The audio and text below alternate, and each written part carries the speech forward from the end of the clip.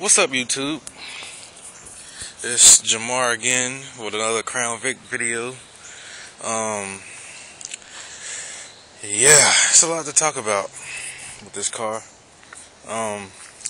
Start off, as good as she looks, she is a lemon in the fullest sense of the word.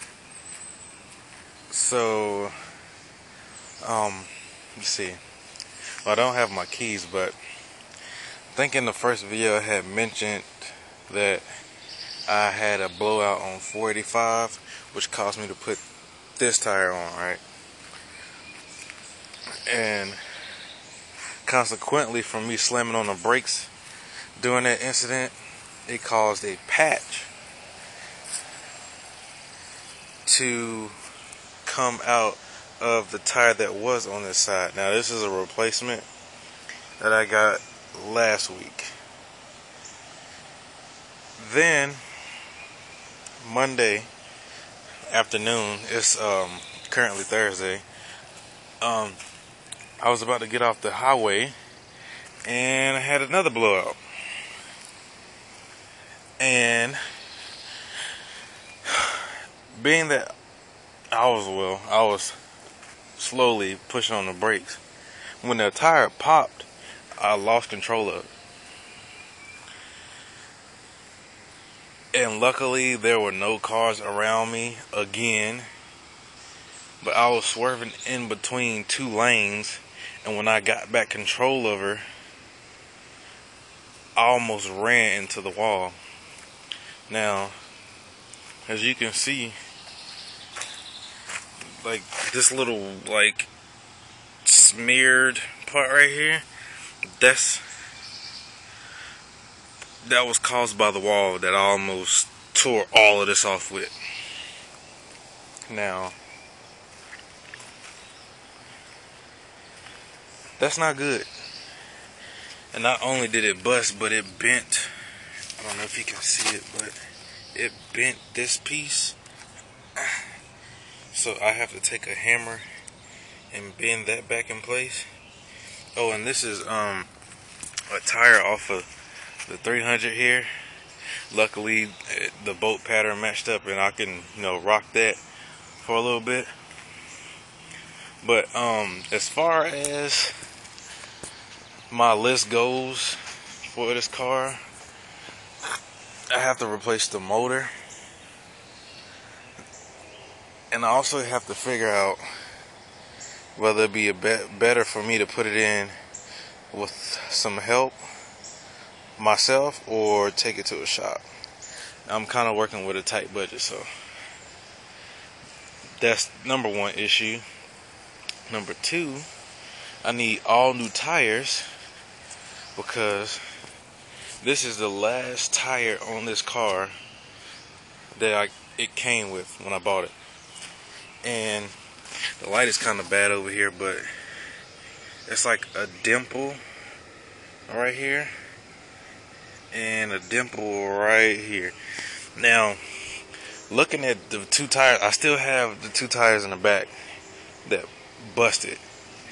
They popped at that same, at the dimple part.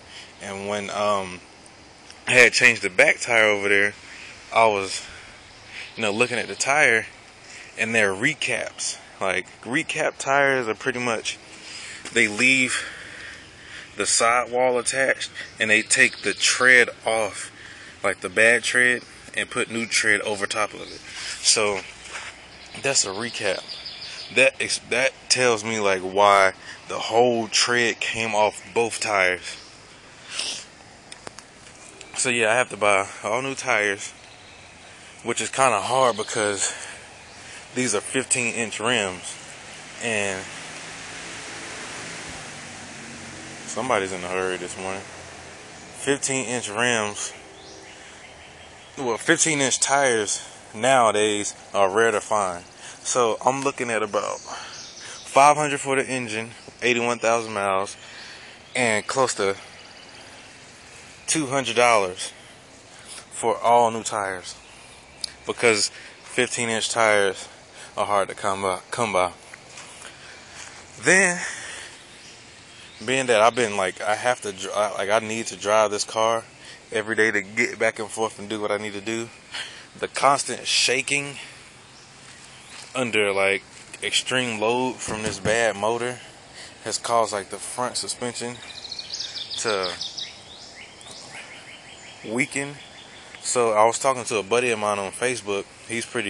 He got more years over me experience as far as cars go. He told me to rebuild the front suspension, which is new upper and lower control arm bushings, upper and lower ball joints, sway bar bushings, and end links, sway bar end links, and what else?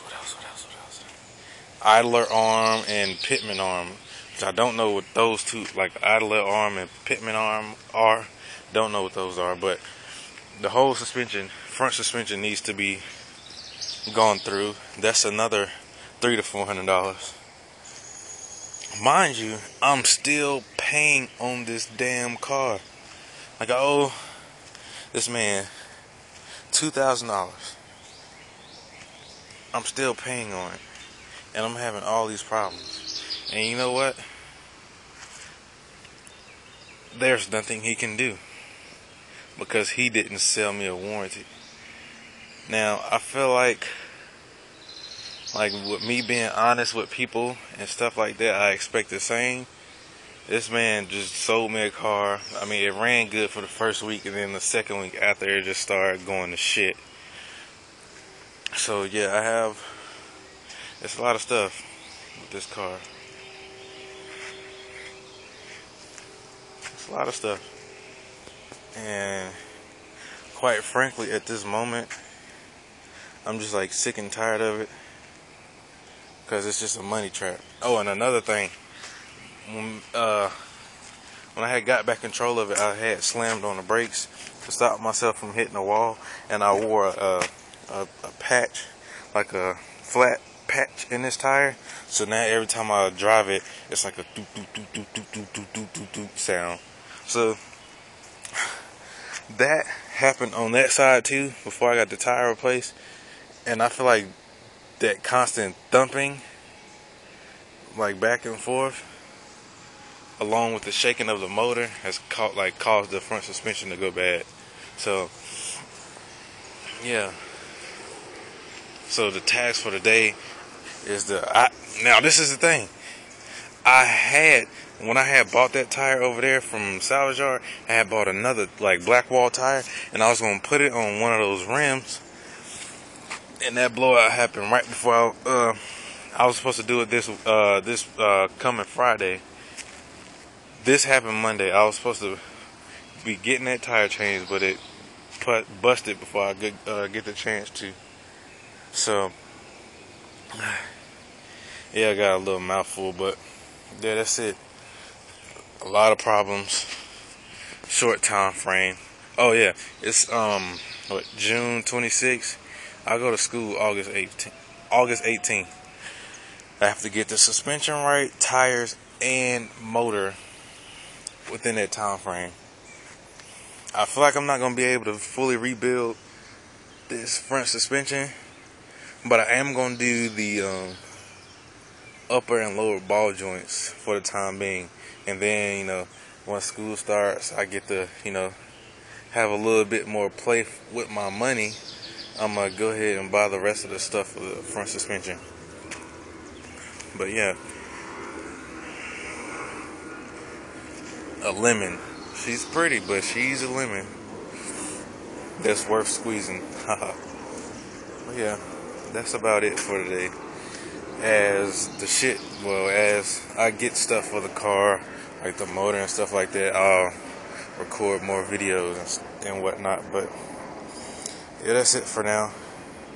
I was watching a guy swap a motor out of a wrecked Crown Vic, low miles, into a higher mileage. And I think, he didn't necessarily go step by step, but it was detailed enough to the point where I can try to attempt to do it myself. So he pretty much took off the hood, the header panel, the bumper, and the fenders. I don't think I need to go that far, but I am going to take off the hood, the header panel, and the bumper. That way I won't scratch nothing. And he also took off the radiator core support thingy. That way he wouldn't have to lift it like all the way out and then pull it out. He can just lift it up a little bit and slide it out. And he also disconnected it from, disconnected it from the transmission. So I think that's the route I'm gonna go. I already looked into renting a motor hoist. It's $87 a week. Hopefully, you know, I can get that out and put the new one in within a week, and all I have to worry about is wiring it back up and doing a tune-up and stuff like that. So, yeah, that's it for Miranda. I'll chime in with y'all when I get some stuff to fix her up. So, peace.